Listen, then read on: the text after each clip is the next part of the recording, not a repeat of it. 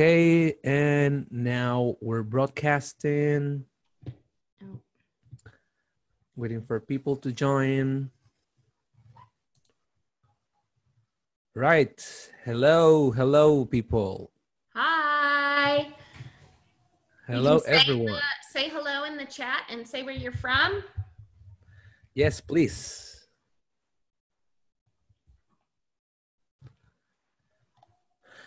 Rumor is Jennifer Cooper's supposed to be back this time. Hey. Oh, there she is. There she is. Hey, Jennifer. We missed you already.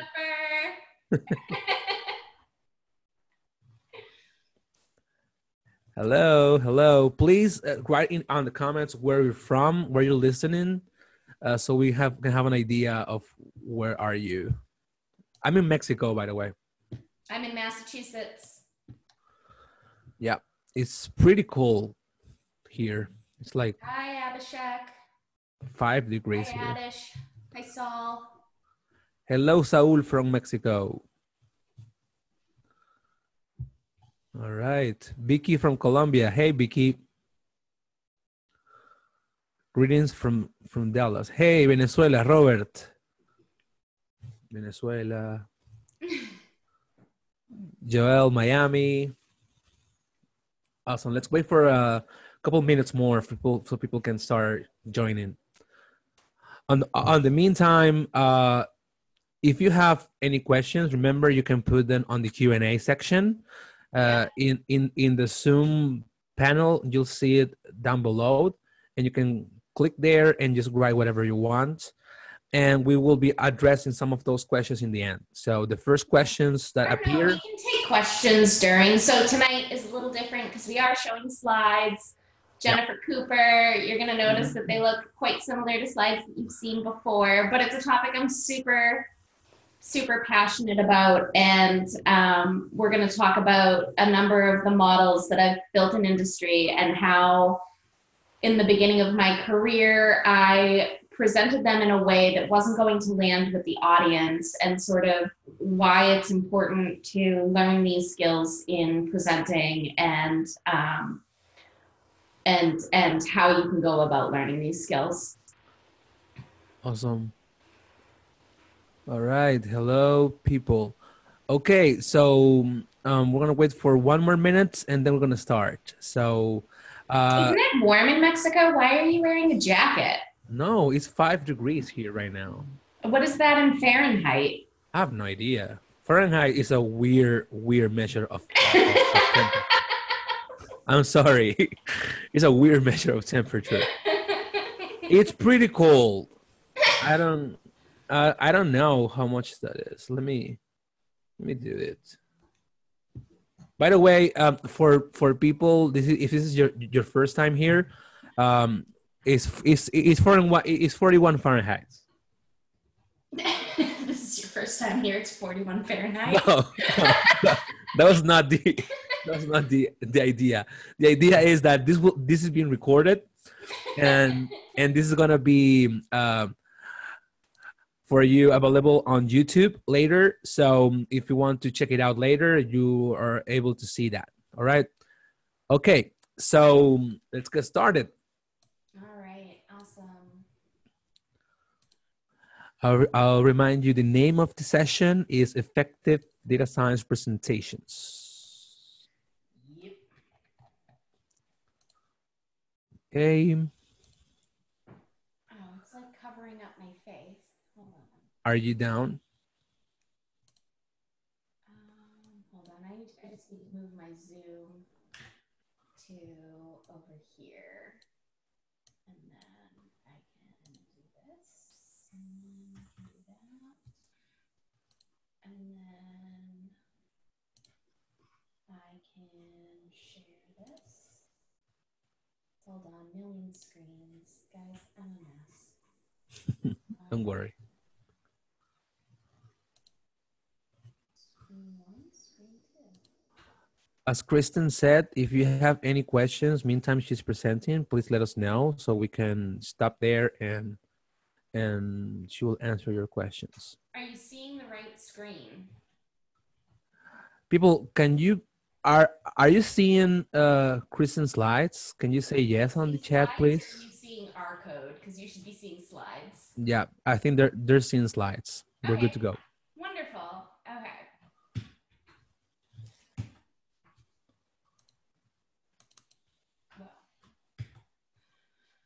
Okay, so just to sort of set the stage, it is incredibly important as a data scientist to make sure that you are communicating to the business in a way that they understand. And so often we get wrapped up in the details of the things that we're doing, and we want to start talking about the technical aspects, and it's not going to land with your audience, and you lose them, and a lot of times you don't get them back. But through continuously talking to people in a way that they understand and becoming a trusted advisor, these stakeholders can become your biggest advocate. And this is huge because I know I'm not the only one who has been in a data science or analytics position where... Kristen, Yeah. sorry, can you be a little louder or just closer to the microphone? I think people are not hearing you well. Can you hear me? I think it's a little far. Is this the... Can you hear me now? Yes, we can hear you. Okay. So then I don't need... Oh, I do need these because I don't have a speaker, but this is my microphone and I thought I was speaking into this. Much better. Hey.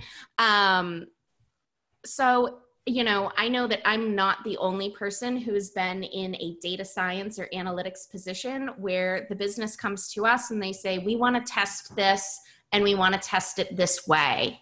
And you discuss it with them, or we want a model to do this. And you're like, actually, that's not actually going to get at what it is that you're trying to get at. And you've had these conversations and maybe not gotten to the place where you wanted to be. And so by positioning yourself as a thought partner, it takes time to get there. But this ability to speak fluently with the business is like a really big piece in what's going to get you there. And so, some of the things that we've already talked about, this will absolutely differentiate you because not everyone is doing this. Like I've been on teams where, the data scientist is definitely the person who sits in a corner for 6 months and comes back with a model, and the business says like, cool, I don't even think that this is what we asked for, or this wasn't even like the question that we asked you.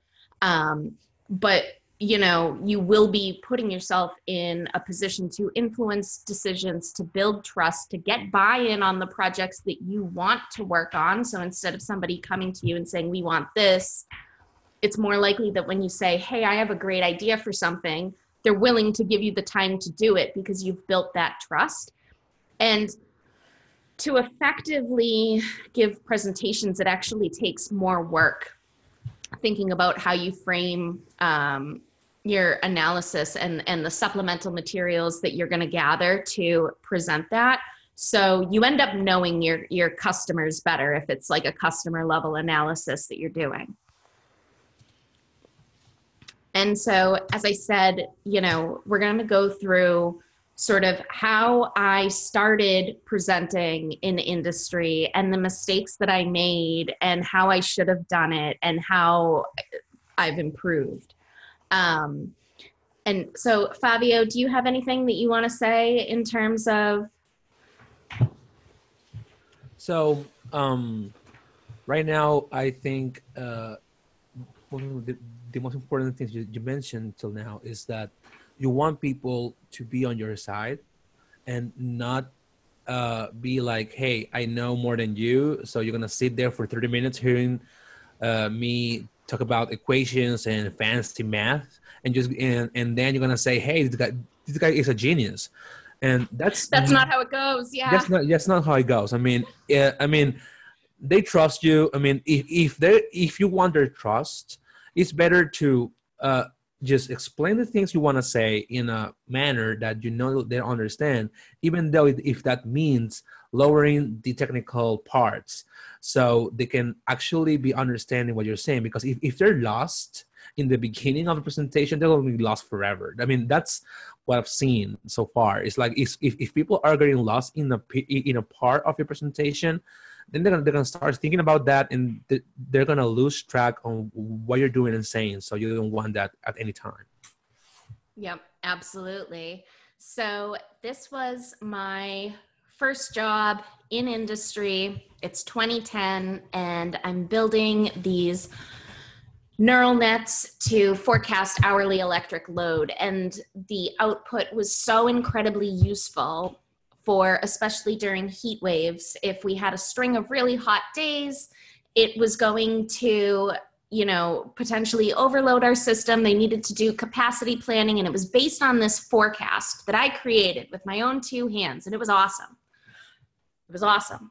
And, you know, when I got in front of stakeholders to present, this is one of the slides that I showed them. This is actually from my deck in 2011.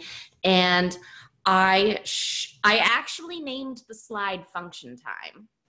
And that's a great name. And I thought that I thought that was fine. And it's so not fine. Like, if you're out there and you're thinking, wow, yeah, function time, like, that's cool. But like, people in supply chain or people in marketing or people in these other, you know, operations or these departments that we interface with, like, they're going to see this slide and think that it is the worst slide they've ever seen. In terms of the functions, you know, and I'm telling them what each of the variables stand for, and like, they don't know what a sigmoid function is, like, and they don't care, right? And so what was the story here? Like, this model wasn't a black box, right? Like, I put all the data in there, and there was dummy variables for the day of the week. We accounted for leap year. We were looking at the amount of snowfall, the humidity index, the rainfall, the temperature, and all these things. And at the end of the day, that neural net was looking at previous relationships and making a best guess as to what the load was going to be on a given hour, because this was an hourly model, but based on what the output was on, or what the actual load was on days that had similar weather patterns. Like, this is how I should have been explaining this model. And I also could have told them, hey, you know, if we don't have similar, if, you know, we had an incredibly cold day or an incredibly hot day, and it wasn't in the recent weather pattern history, we could get some like really weird results. We could also say that, you know, one really, really hot day wasn't going to have as high of a load as a series of hot days. So a heat wave was going to be much more of a problem than like a single hot day. But like, these are real words that people can understand. And I'm still talking about what it is that my model is doing. You know, or I could even show with a nice graph, like, hey, if a pop-up thunderstorm comes, which it did on this day, my forecast goes to crap. And if I have like a great weather forecast, because of course my forecast is dependent on the weather forecast. If the weather forecast isn't good, my model isn't going to be good, because that was an input. But if I have a decent weather forecast, I'm going to have a good MAPE, or, you know, I'm going to have like a really low error rate. And these are things that like the business absolutely can understand. And would it have taken me more time to create these graphs? Like, yes. But the whole way that I approached this presentation was just like way off the mark, and I didn't know it. And I didn't have a boss that was going to, my boss thought my original presentation was great. Like, he really thought it was awesome because he had a PhD in econometrics. So like, you know, he's like, yeah, function time. So I wasn't getting like the mentoring there, but you know, I've learned over time. Favio, did you have any comments? Yeah. So one of the things that people may be wondering right now is when you show this slide, this like the storm and this graph is very explicit. So if you can go back, if you could go back in time, would you not talk about the model at all, like the neural net at all? This slide would not have existed. No functions, no talking about layers or nodes or anything, none of it. So not talking about, I mean, you will like talk about actually the results you had, the behavior of the model, because at this point we had days of data. We knew how it performed, and I can create a graph of actual and forecast and show how it performed. And you know, I knew that there was a thunderstorm on 6/9/2011, and I can look that up and I can say the reason for the variance here was because of this, and we can expect this behavior in the future. We can expect poor results under this case and that case, and you know, other examples of cases that are clear language, because like the formula actually doesn't tell anyone anything about what this model is doing for the business. Yeah, that's true. That's completely true. So we have two questions here. First one is, who was the audience for the function slide? And the other one is not even in an abstract way. That I think that's about the model. What? So first question, that's a really easy answer. So the audience was all of supply chain. So the supply chain team, the people who actually were purchasing gas or rerouting electricity to the different stations to manage the capacity. Okay, cool. And so not even in an abstract way, meaning that you will not even mention the word model, the words neural net here. Yeah, I mean, I'd say model. If somebody asked what type of model, I'd say it is a neural net. But then I'd probably just say like, hey, it's just, you know, so we do have a non-linear relationship between the weather patterns and the electric load that we're going to need to manage. And because of that non-linear relationship, it made sense to use a neural net. But that's as deep as I'd go. And I think that like people understand like, okay, like a non-linear relationship, you know, like. Yeah, it's much easier than showing a big equation with non-linearity and a sigmoid. So. Yeah. All right. So now fast forward another 2 years in my career. I like think I'm getting better. This was a analysis I had done for a large health insurance company. They had said, we want to reach out to everyone who has left and see if we can get any of them to come back on our insurance plan, right? And so I built this logistic regression model, and we had appended third-party data. And so we could see, you know, what demographic was most likely to come back. And so we may want to like target our efforts there. And I thought I was doing a really good job because the colors of my model output were aligned with the brand colors. And I had also transformed log odds to odds. And I had also put some like relevant context on the slide. But this is still an awful slide. This is terrible because first of all, I'd have to explain odds ratio. I'd have to explain p-values. And this information, even these bullets are like single bullets, right? Like males are 19% less likely to transfer than females.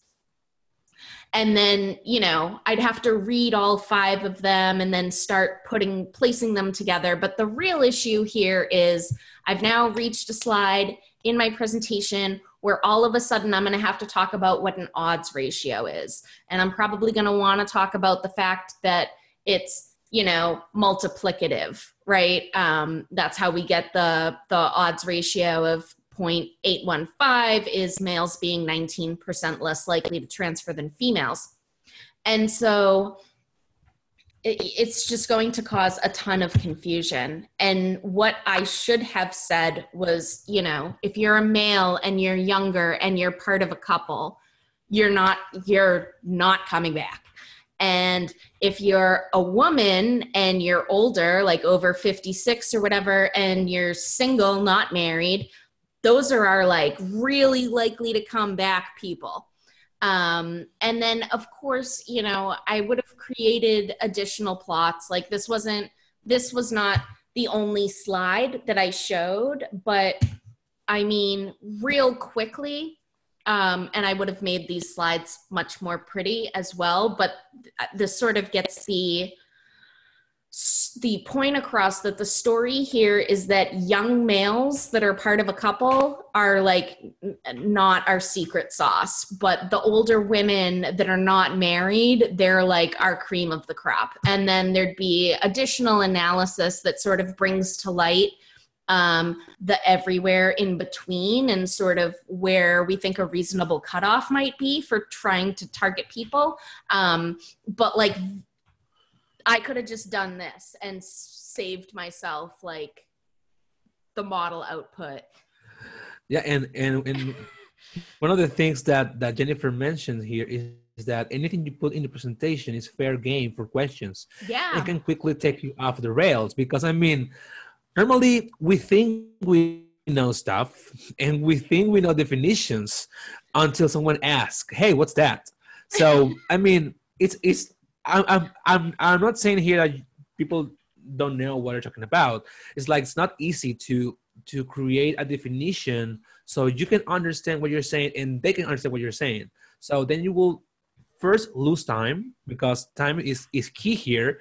Second, you will lose their brain of thought because they were thinking, okay, so I think I understand the solution she gave, but now I've been hearing her talking about odds ratio for the last 5 minutes, and I'm completely lost, and I forgot what was the conclusion for the slide. It's boring, yeah. So I mean, so I think from the first slide you show and the second slide you show, what we're getting is like math is cool, but I love math. But if you want to present something for business guys, it's better to have the output without talking about the explicits of the math, the equations, functions, formulas, right? Mm-hmm. Cool. Okay. Oh, and then one of my favorite things to do is to actually go into the database and find specific people and talk about a guy. And so to illustrate that point, I had built a model.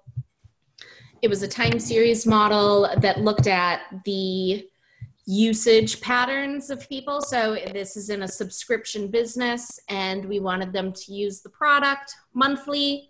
And so it was looking at, okay, well, are there customers that disappear because maybe they own an ice cream shop in the Northeast and so they shut down for the winter because it's cold and nobody buys ice cream. But we thought that having that information on whether or not people were seasonal, that we might be able to market to them and say, hey, you know, even though it's your off season, you should still be trying to build your business. You should, you know, you should still keep in contact with your customers so that when it is your on season, you can like really be on, you know, this was the vision.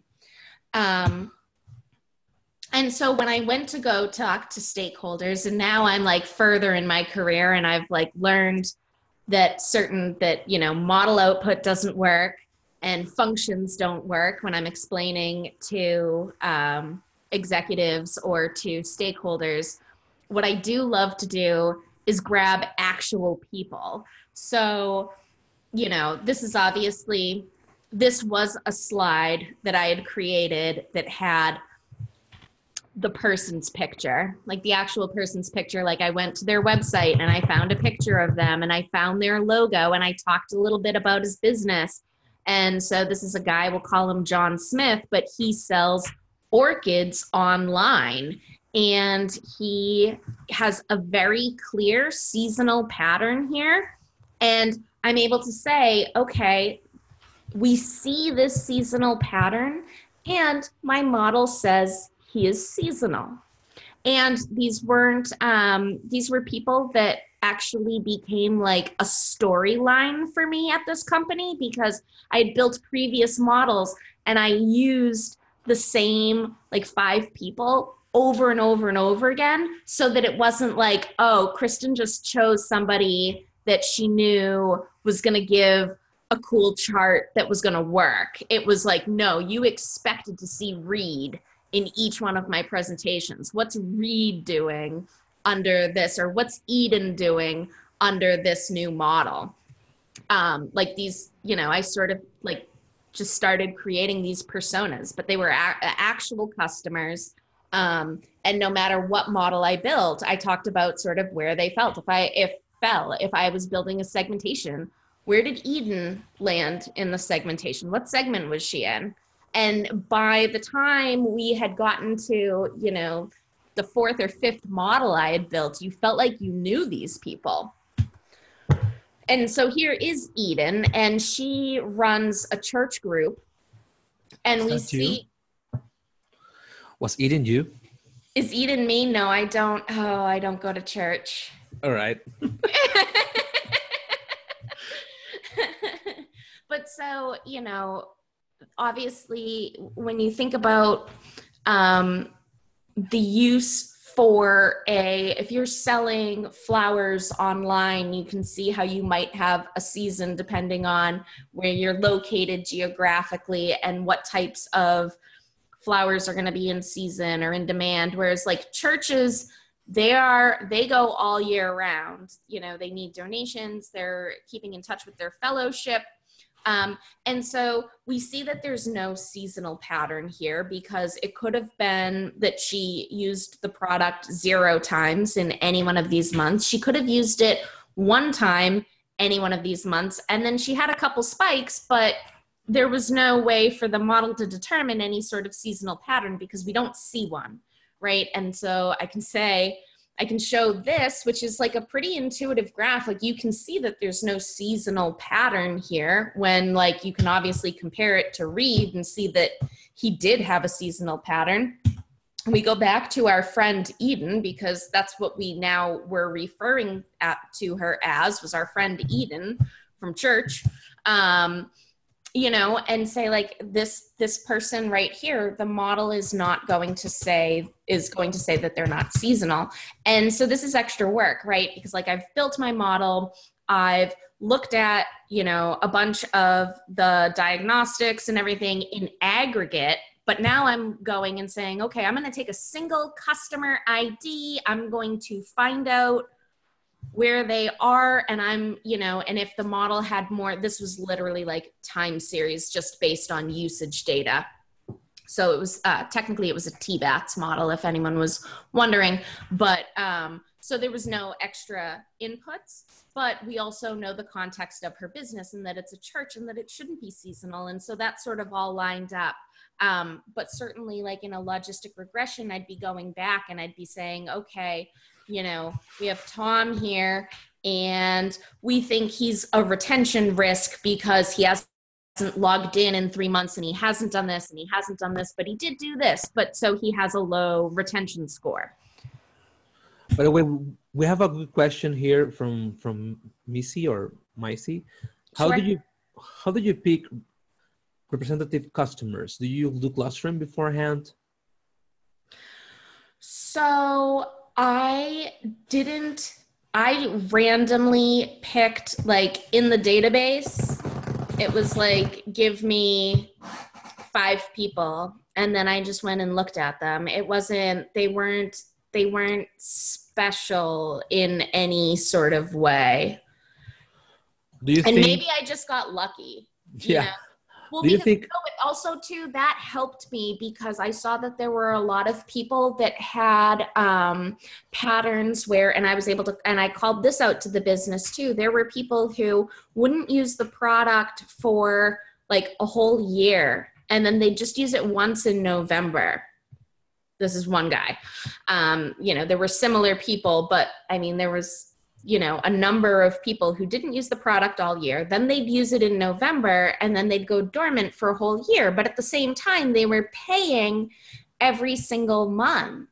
And these people are obviously being considered seasonal, right? Because they have a distinguishable seasonal pattern. They're doing the same thing year over year.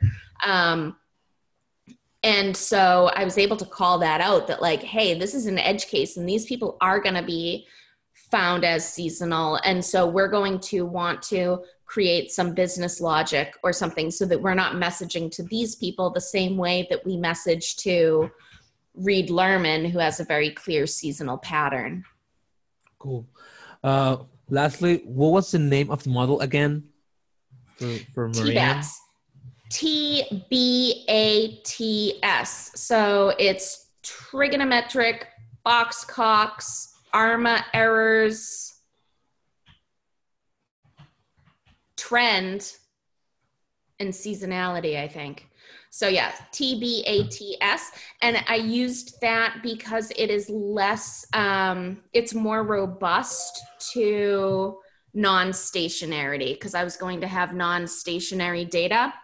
And so I didn't want to use an ARIMA model plus.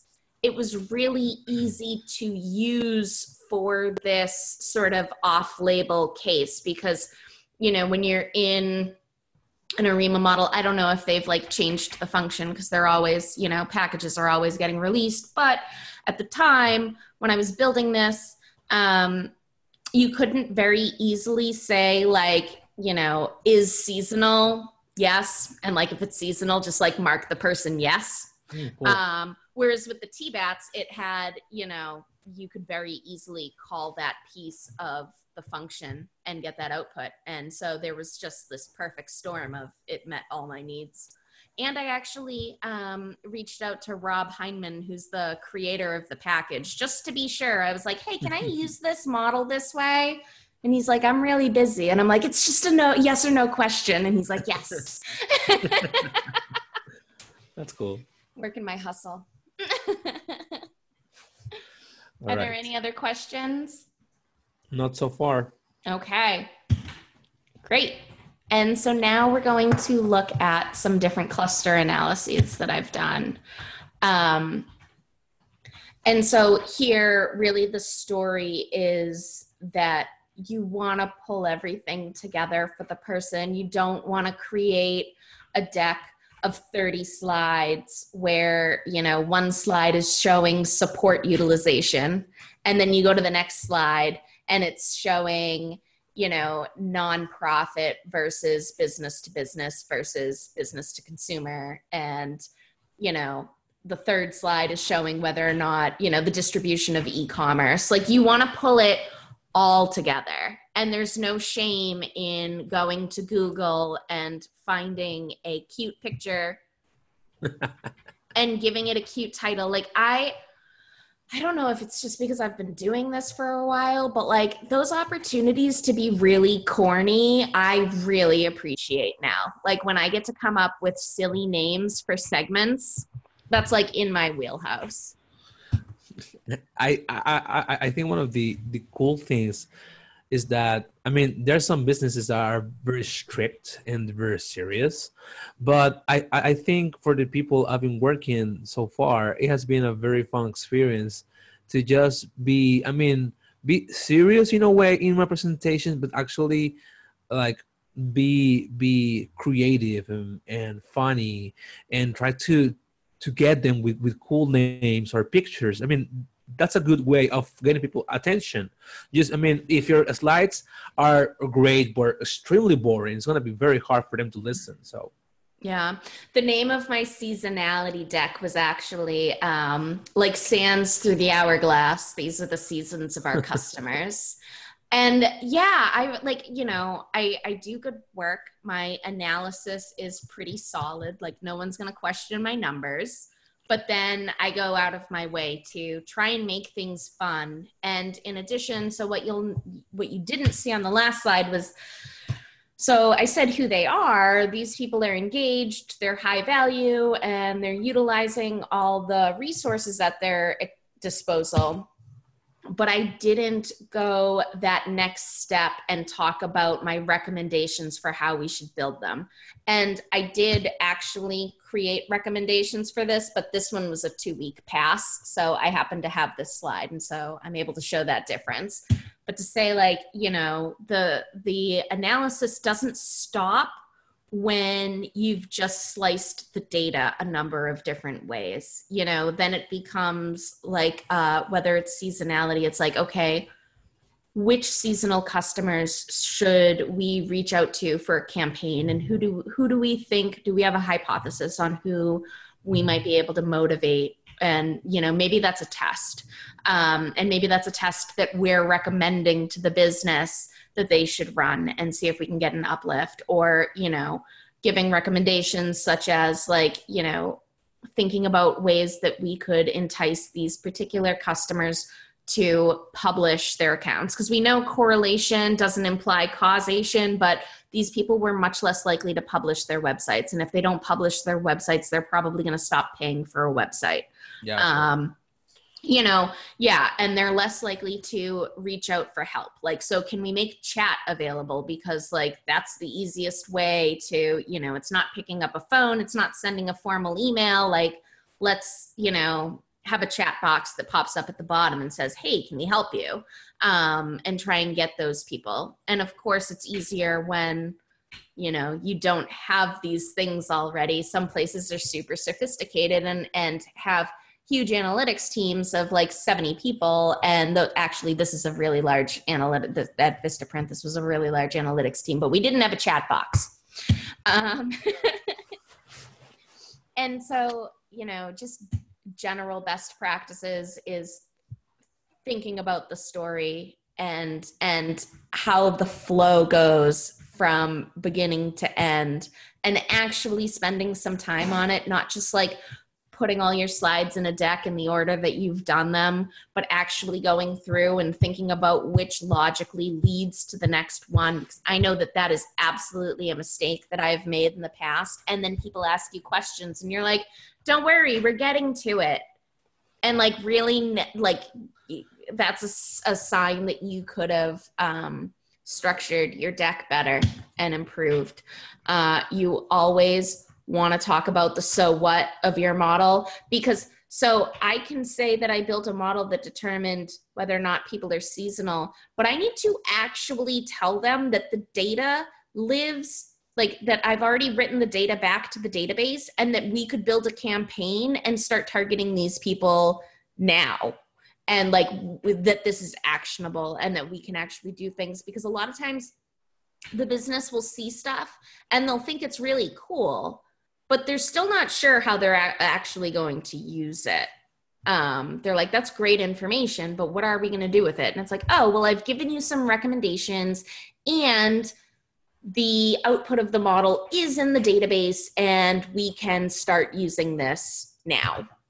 I don't know. Now what is what I totally just explained, and practice makes perfect, because I've made a ton of mistakes and I've had a lot of mentors to get here too. Some of my mentors didn't know they were my mentors, but like I'd watch people who did a good job presenting and I'd have people give me feedback. And, you know, I certainly made note of my flops and things that didn't work. So, you have a comment, Favio? Yeah. So when you go to the practice section, you mean practice makes perfect, mentioning that in the years of you working, you will be getting better. But I mean, if someone asks you, how much time will you spend practicing a presentation if you have to do that in a week for some reason? What would be the answer? That is an amazing question, because when I think about the beginning of my career, I would make a deck and I would agonize about it, and the deck still wasn't good.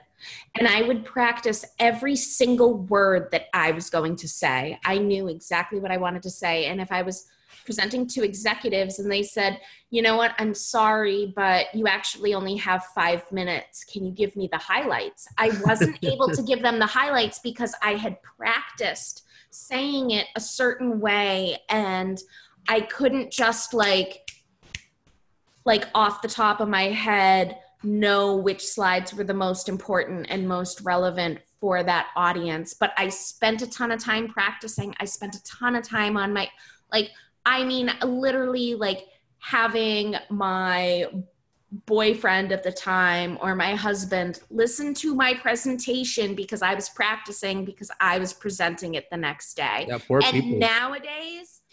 nowadays, right, I'm literally going to be giving this presentation next week. And this is my dry run because it was like, okay, this is fun. But like, I just presented this to you guys, and yeah, it wasn't flawless, but I didn't look at my slides before I hopped on tonight. I haven't looked at That's this cool. deck in like 2 months. That's cool. So because I mean, you felt comfortable on what you built, and you know when you see a slide, you know perfectly what you're gonna say about it. It's like you don't have a script, but you totally know what you did, so you can talk about it in a very easy way for them.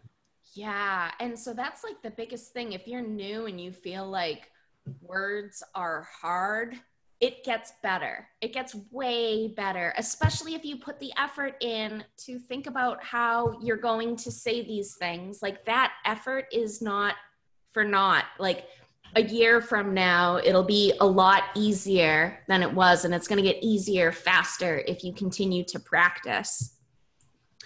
And what about those things some people do when they put the technical part in the end? I mean, they're not gonna show it, but if someone asks, they have it there. It's like, hey, do you want to know the technical part of my presentation? Here it is. I mean, Oh, do you yeah. do that?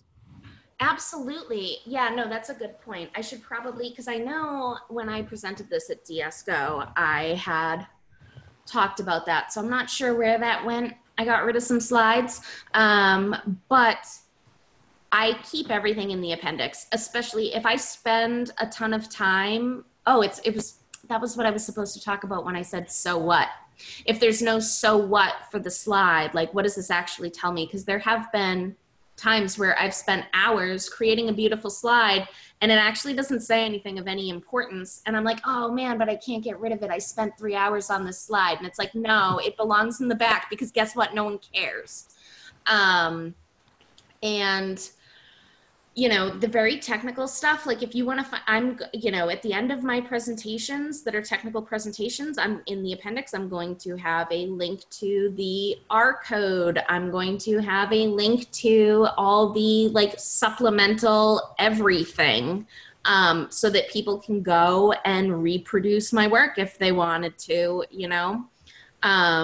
It'll all be there, and I'll also have a description of the methodology that I used, or if I transformed any variables, what was my reasoning for transforming those variables, and sort of, yeah, like I can back it up, because certainly if somebody asks me, and it was a model I had built 4 months ago, I don't want to forget, so I just like flip to the appendix and be like, oh yeah, I did this because of this. But I certainly don't show it to anyone unless they ask.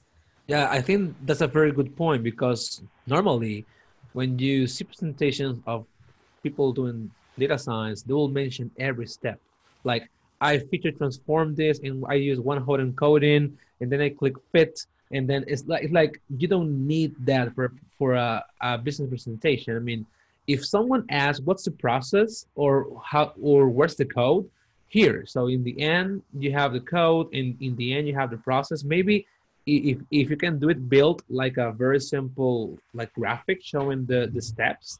but not show don't show that in the beginning, because I mean they will only care about the results of your model. I mean, if you spend 2 months cleaning data, I mean that's great, but they don't want to know about that. They don't want to know that you had to remove 50 nulls. Yeah. We have a great question here from Jennifer. She said, "Oh, what do you think about not using slides at all to present? Do you think it is possible to do a group presentation on the results of a data science project or case output and not use slides?" That's a I pretty. don't know if there's like an opinion on that. I personally wouldn't, because a lot of times things get shared more broadly. Like I may present to one audience and they say, great, send me the slides. I'm going to send it up to so-and-so. And, you know, if it isn't recorded, they'd have nothing to share with if it goes up the ladder, like executives. Like if it just, maybe you've just created a presentation that's going to go to the CEO. Yeah, and it's not a the thing is this is not a speech. I mean, if it will be a speech about like something, then okay, you may know your slides, but as you mentioned, the slides are not only for you; they're for everyone. So you have that visual aid can help people right now and in the future to know what you did. I mean, because if you leave the company and no one has any record or what you did, like in a deck, it's gonna be very hard for them to understand what you did. Yeah. Not sure what I'd do in a TED talk, but at work, I mean, I they have use slides. they use slides, like they are used images, like they use some kind of visual aid, but it's not the same. Yeah. So we have another question here. It says, I have a question about modeling operational data. Do you recommend spend a lot of time modeling data if the operational process changes all the time? The process change might affect the model assumptions.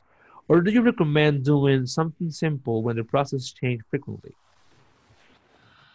Oh, man. And then, well, what kind of process is it? Like, is it something that what are you trying to model? Because if you were trying to model like a process going out of bounds and you're talking about quality control charts or something, there would be a method for handling the what's causing the changes? Are the changes caused by like, you know, some department making a decision about process, or is it that the, you know, feed actually, like the data itself is actually changing because there's like an actual trend in the data? I mean, if your data is changing live, I mean, one of the best things you can do is actually train a stream model, not actually having a batch model, because if the data is very dynamic, then you can use something like a stream modeling section. But I don't know if this is what this. Okay, so it's a product development process in different phases of the product development. The releases, the the release frequencies and requirements are different.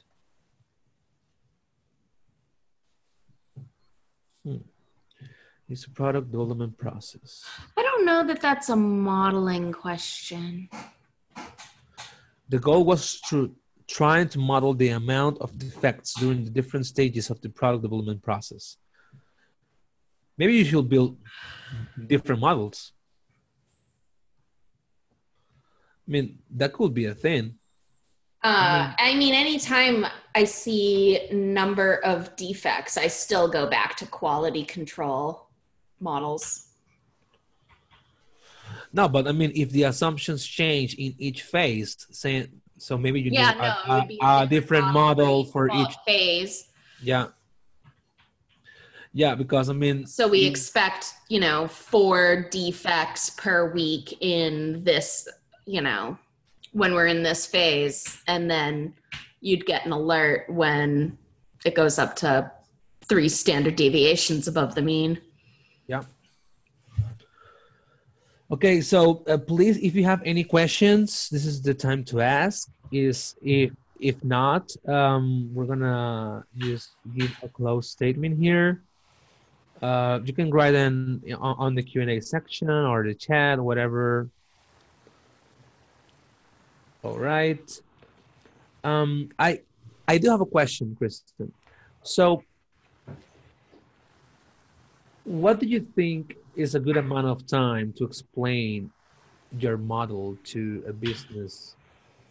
Uh, I mean, if they will give you the chance to choose between half an hour or an hour, what would you choose?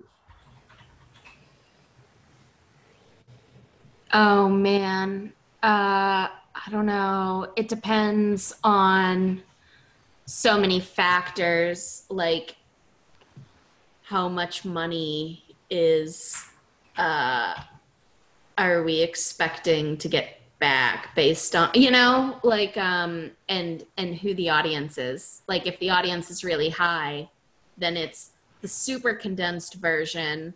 It might be only 3 slides and you're only going to get a half an hour anyways. And then the people that are more like peers or maybe one level above, they're an hour because they can ask questions forever. And so it really is situational. Yeah, because the higher up you go, the less time that they have. Like you're not going to get an hour Yeah, with and certain people. I think the question from morality, what could be the max best number of slides in a presentation, depends also on the audience it's going to be seeing in the presentation. But But it's inverse. It's yes, negative slope as you go up in executiveness. You go down in the number of slides. Larger appendix. That's so like if I might create 3 beautiful, like if I was going to talk to a CEO, I might create 3 beautiful slides that I spend forever on figuring out like how the hell is the best way to open this up and like really fully get like the point across with like as few slides as possible. And then I might have an appendix with like 40 slides in it because all the other slides that I created for the other people that I was presenting to, I'm not going to get rid of those because the CEO might have a question that relates to something that I already did. So I'm sure definitely not showing up with all the slides. They're going to be there. They're just going to be in the appendix. so and I think this is very interesting in a point that people think, okay, so if I have 3 slides, I mean, that doesn't mean that you will clog them up with information so it's invisible for them. It's like, I have so much information in this slide, I don't understand it. So, I mean, you want to have few slides and not having, I mean, you have a good amount of content and in a good way for as a visual aid, not having everything in a slide. I mean, you can write one slide in a very small letter and have No, all we're your not doing images. that. Everything needs to be Yes, aesthetically pleasing. of course. So that's what I mean, 3 slides doesn't mean condense 8 slides in 3 slides. I mean, it means that realizing what's the most important things of your work and actually putting that in on those 3 4 slides you're gonna be doing, but thinking that these are the slides. I mean, this is not meant to be a 30 slide show in 3 slides. I mean, this is the slides they should be remembering afterwards. Mm-hmm. um Yeah, Jennifer, handout isn't a bad idea. I'd do it. Might become my signature.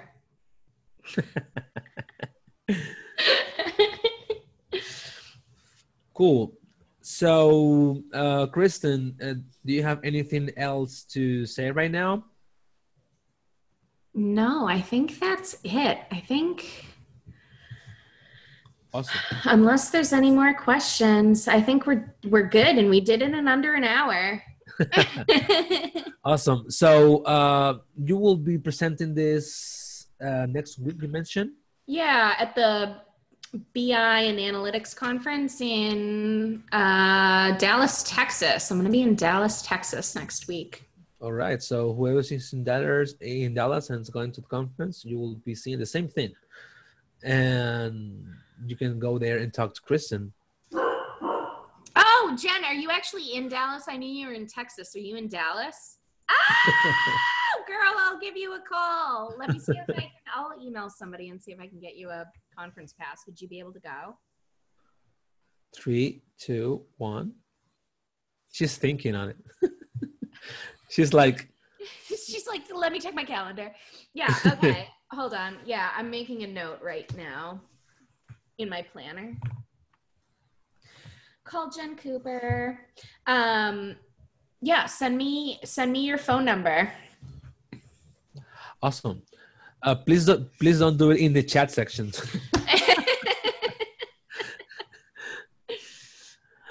All right. So thank you everyone for being here with us. It was an amazing chance to talk about something very important. And remember that you will be this presentation and this webinar will be available on YouTube later. And we're trying to make a podcast out of this. So soon you will be able to hear our beautiful voices in a podcast. So stay tuned for that. All right. Thank you, everybody. Thank you. Have a great night. Thank you for coming. Good night. Bye-bye. Bye.